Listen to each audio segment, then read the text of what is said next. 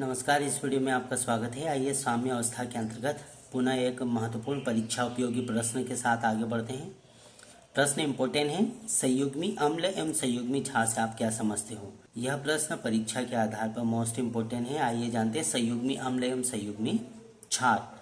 तो संयुग्मी अम्ल एवं संयुग्मी क्षार को जानने से पहले हम संक्षिप्त में ब्रांस्टेन-लारी का सिद्धांत संक्षिप्त में जाने। तो ब्रांस्टेन-लारी के सिद्धांत के आधार पर अम्ल वह पदार्थ होता है जो प्रोटॉन प्रदान कर सकता है और क्षार वह पदार्थ होता है जो प्रोटॉन ग्रहण कर सकता है। पदार्थ का अर्थ अणु या आयन कोई भी हो सकता है। तो अम्ल वह पदार्थ जो किसी अन्य पदार्थ को प्रोटॉन प्रदान कर सकता है, अम्ल कहलाता है। और क्षारक वह पदार्थ होता है जो अन्य किसी पदार्थ को अन्य किसी पदार्थ से प्रोटॉन ग्रहण कर सकता है। आइए हम संयुग्मी अम्ल एवं संयुग्मी क्षार को जानें। तो आइए हम संयुग्मी अम्ल को जानें। अणु या आयन द्वारा प्रोटॉन ग्रहण करने के बाद बना हुआ भाग संयुग्मी अम्ल कहलाता है, क्योंकि उसमें प्रोटॉन त्यागने की शक्ति होती है। अभी हमने जाना ब्रांस्टेन-लारी के सिद्धांत पर अम्ल वह पदार्थ अर्थात अणु या आयन हो सकता है जो अन्य किसी पदार्थ को प्रोटॉन दे दे या प्रोटॉन प्रदान कर दे, वह अम्ल होता है। तो यहाँ पर हम क्या देख रहे हैं? अणु या आयन द्वारा प्रोटॉन ग्रहण करने के बाद बना हुआ भाग संयुग्मी अम्ल कहलाता है, क्योंकि उसमें प्रोटॉन त्यागने की शक्ति होती है, अर्थात प्रोटॉन त्यागने वाला अम्ल होता है।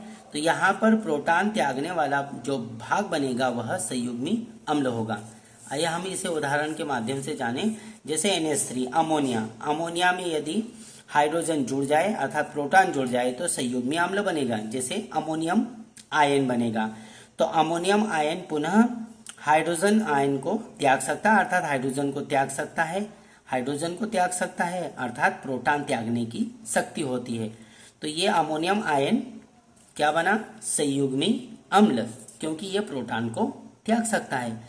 अब इस आधार पर हम पुनः जाने अणु या आयन द्वारा प्रोटॉन ग्रहण करने के बाद ये अणु है, अब इसने प्रोटॉन को ग्रहण कर लिया अर्थात हाइड्रोजन को ग्रहण कर लिया।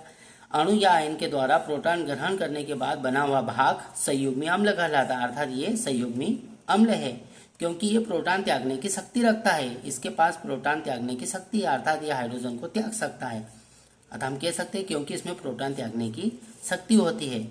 तो ये अमोनियम आयन संयुग्मी अम्ल का एक उदाहरण है। आइए अब हम संयुग्मी क्षार पर चर्चा करें। तो अभी हमने ब्रांस्टेन-लारी के सिद्धांत को संक्षिप्त में जाना। क्षारक वह पदार्थ होता है जो अन्य किसी पदार्थ से प्रोटॉन को ग्रहण कर सकता है। तो आइए इसे हम जानें उदाहरण के माध्यम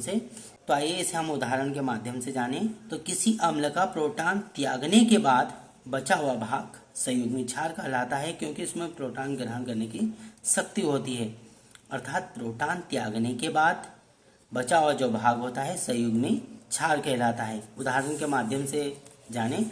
जैसे हाइड्रोक्लोरिक अम्ल HCl ने प्रोटॉन को त्याग दिया अर्थात हाइड्रोजन को त्याग दिया, तो बचा हुआ भाग क्लोराइड आयन है। क्लोराइड आयन संयुग्मी क्षारक है, क्योंकि यह वापस प्रोटॉन अर्थात हाइड्रोजन को ग्रहण कर सकता है। तो यहाँ पर क्लोराइड आयन या Cl आयन जो है संयुग्मी क्षार है, क्योंकि ये पुनः प्रोटॉन को ग्रहण कर सकता है। अभी हमने जाना क्योंकि इसमें प्रोटॉन ग्रहण करने की शक्ति होती है।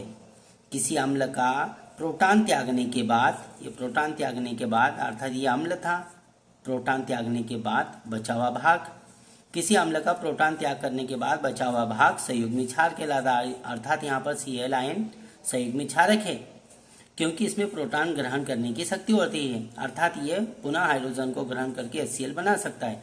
तो Cl आयन यहाँ पर संयुग्मी क्षार का एक उदाहरण है।